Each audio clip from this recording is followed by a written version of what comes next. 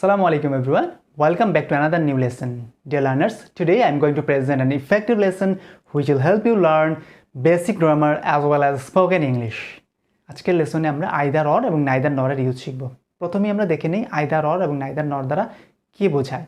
Either or দ্বারা বোঝায় দুইটি জিনিসের মধ্যে যে কোনো একটি, হয় এটি না হয় ওটি, এবং নাইদার নর দ্বারা বোঝায় দুটির মধ্যে কোনোটিই নয়। আইদার দিস অর দ্যাট, তার মানে হয় এটি না হয় ওইটি। নাইদার দিস নট দ্যাট, তার মানে হচ্ছে এটিও নয় ওটিও নয়, অর্থাৎ দুটির মধ্যে কোনোটিই নয়। Dear viewers, now let's get started. Either Suman or Reza is responsible for this. হয় সুমন না হয় রেজা এর জন্য দায়ী। এখানে আইদারের পরে একটি নাউন এবং অরের পরে আরেকটি নাউন, এবং এটি সেন্টেন্সের সাবজেক্ট হিসেবে আছে, এবং ইজ হচ্ছে ভার্ব। এখানে আইদারের পরে একটি সাবজেক্ট, অরের পরে আরেকটি সাবজেক্ট।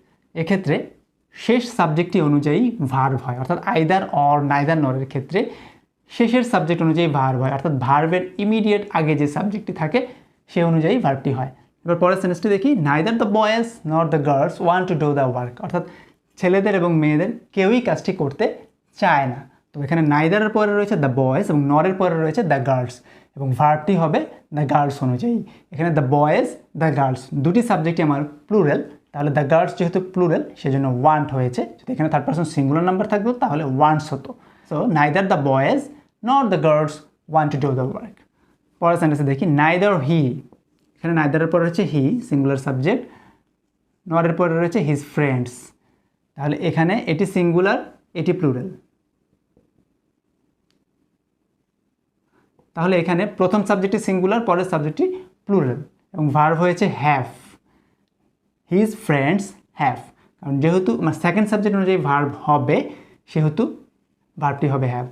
যদি আমরা প্লুরাল সাবজেক্টটিকে আগে রাখি এবং সিঙ্গুলার সাবজেক্টটিকে পরে রাখি তাহলে অবশ্যই ভার্ব সিঙ্গুলার দিতে হবে, কিন্তু যখন একটি সিঙ্গুলার এবং একটি প্লুরাল সাবজেক্ট থাকবে সেক্ষেত্রে সিঙ্গুলার সাবজেক্টটিকে প্রথমে এবং প্লুরাল সাবজেক্টটিকে শেষে রাখাই বেটার। তাহলে প্রথম তিনটি সেন্টেন্সের ক্ষেত্রে আমরা সাবজেক্ট ভার্ব এগ্রিমেন্টের রুল শিখলাম, অর্থাৎ সাবজেক্ট অনুযায়ী ভার্ব কেমন হয় সেটি আমরা জানলাম। ভার্বটি হবে তার ইমিডিয়েট আগের সাবজেক্ট অনুযায়ী, অর্থাৎ সেকেন্ড সাবজেক্ট অনুযায়ী। তারপরে সেন্টেন্সটি দেখি, the man is either from France or from Italy. The man is either, এখানে আইদার অর আইদারের পরে রয়েছে ফ্রম ফ্রান্স, তারপরে রয়েছে ফ্রম ইটালি। আইদারের পরে যেমন প্রিপোজিশন প্লাস নাউন রয়েছে, অরের পরেও ঠিক সেম প্রিপোজিশন প্লাস নাউন হবে, অর্থাৎ either from France or Italy বলা যাবে না, either from France or from Italy.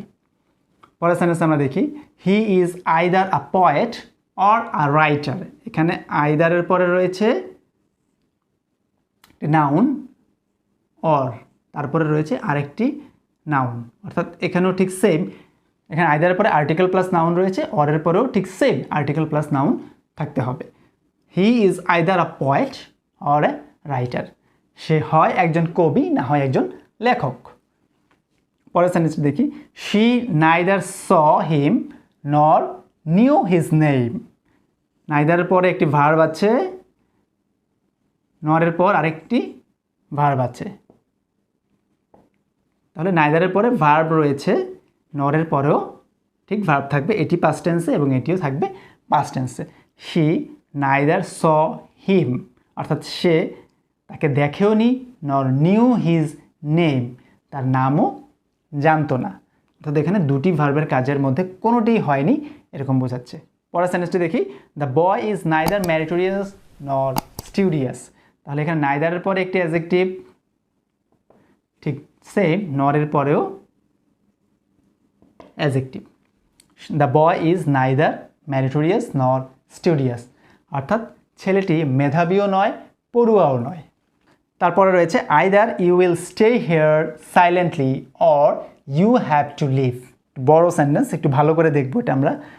এখানে আইদারের পরে একটি ক্লজ রয়েছে এবং অরের পরে আরেকটি ক্লজ রয়েছে, অর্থাৎ আইদারের পরে যেই ক্লজটি রয়েছে সেটি অথবা অরের পরে যে ক্লজটি রয়েছে সেটি দুটির যে কোনো একটি, অর্থাৎ এখানে আইদারের পরে যেই কাজটি রয়েছে হয় তুমি সেটি করবে, না হয় অরের পরে যেই কাজটি রয়েছে সেটি করবে, দুটি ক্লজের যে কোনো একটি। Either you will stay here silently or you have to leave. সব শেষে রয়েছে he neither agreed with nor showed any respect to what they proposed. তাহলে এখানে দেখি neither, তারপরে রয়েছে agreed with, অর্থাৎ নাইদারের পরে আমার এইটুকু অংশ এগ্রিড উইথ, নর, তারপরে রয়েছে showed any respect two, showed any respect two, অর্থাৎ এই অ্যাকশনটি, এই কাজটি অথবা এই কাজটি তার কোনোটি নয়। তারপরে রয়েছে what they proposed, he neither agreed with nor showed any respect to what they proposed, অর্থাৎ তাদের প্রস্তাবের প্রতি সে সম্মতিও দিল না এবং তার প্রতি কোনো সম্মানও দেখালো না। তাহলে এখানে সাবজেক্টের পরে নাইদার, নাইদারের পরে রয়েছে এগ্রিড উইথ, এখানে দুটি বিষয়, নাইদারের পরে এগ্রিড উইথ অর্থাৎ কোনো কিছুর সাথে সম্মত হওয়া, এগ্রিড উইথ সে সম্মতও হলো না, নরের পরে রয়েছে শোড এনি রেসপেক্ট টু কোনো সম্মান দেখালো না, তারপরে রয়েছে হোয়াট দে প্রপোজ, এখানে এই অংশটুকু কমন, এই অংশের সাথে সে একমত হলো না এবং তার প্রতি সম্মান প্রদর্শন করলো না। তাহলে যে দুটি বিষয়ের কোনোটি সে করলো না, নাইদারের পরে থাকবে তার একটি এবং নরের পরে আরেকটি, এবং এই অংশটুকু হচ্ছে কমন, এটি থাকবে সবশেষে। অর্থাৎ এগ্রিড উইথের পরে হোয়াট দে প্রপোজড, আবার শোড এনি রেসপেক্ট টু, তারপরে হোয়াট দে প্রপোজড বলার প্রয়োজন নেই, অর্থাৎ এই অংশটুকু কমন, এটি থাকবে শেষে।